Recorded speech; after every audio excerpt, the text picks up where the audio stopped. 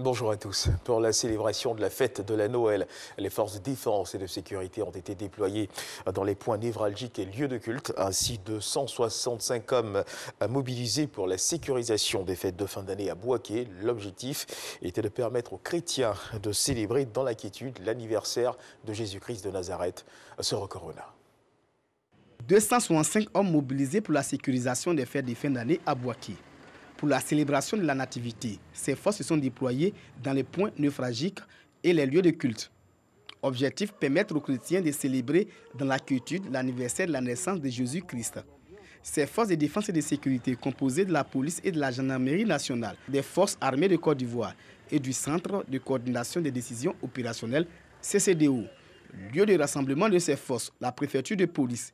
Message de mobilisation du premier responsable des lieux. Après la préfecture de police, cap est mis sur la visite des différents corridors. Il vous appartient donc de faire en sorte que ne rentre dans cette ville de Bouaké par ce corridor que des véhicules que vous aurez fouillés, que des personnes que vous aurez palpées, de sorte à ce que les véhicules qui entrent et les personnes qui entrent soient des personnes de bons aloi.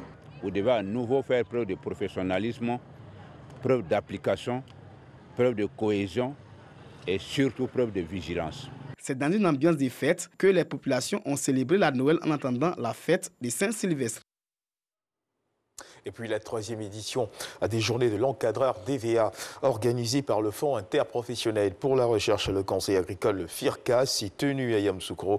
Une édition 2020 qui a vu les meilleurs seigneurs DVA récompensés. Ce sont 3 hommes et femmes qui ont reçu plusieurs lots en nature et en espèces avec la promesse d'une assistance technique pour la suite de leur activité. 2500 personnes démunies de la commune d'Abobo ont été dépistées du diabète et de la tension artérielle. Une action sanitaire menée par la Jeune Chambre internationale d'Abidjan Élite dans le cadre de ces actions sociales. Au cours de cette activité, 1000 enfants de moins de 15 ans ont bénéficié d'opérations de déparasitage. Dans l'actualité internationale en Centrafrique, le scrutin couplé législatif à présidentielle se tiendra demain dimanche 27 décembre dans le pays alors que la situation est encore tendue. Des combats ont été signalés hier dans plusieurs localités, notamment à Dékoa. L'ONU y déplore la mort de 3 casques bleus du Burundi tués par des combattants armés non identifiés. La coalition des groupes armés CPC semble déterminée à perturber les élections.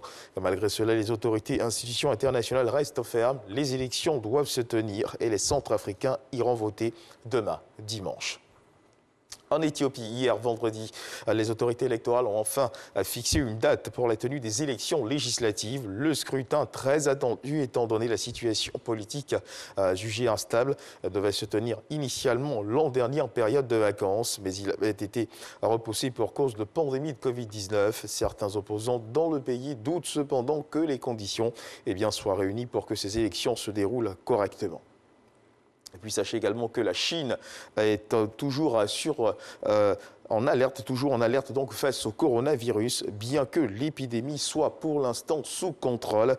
20 nouveaux cas ont été rapportés pour l'ensemble du pays hier, dont 2 nouveaux cas confirmés à Pékin, ce qui a immédiatement sonné l'alerte. Les autorités déconseillent désormais les déplacements non essentiels. C'est la fin de ce flash d'information. Je vous retrouve à 13h pour le journal.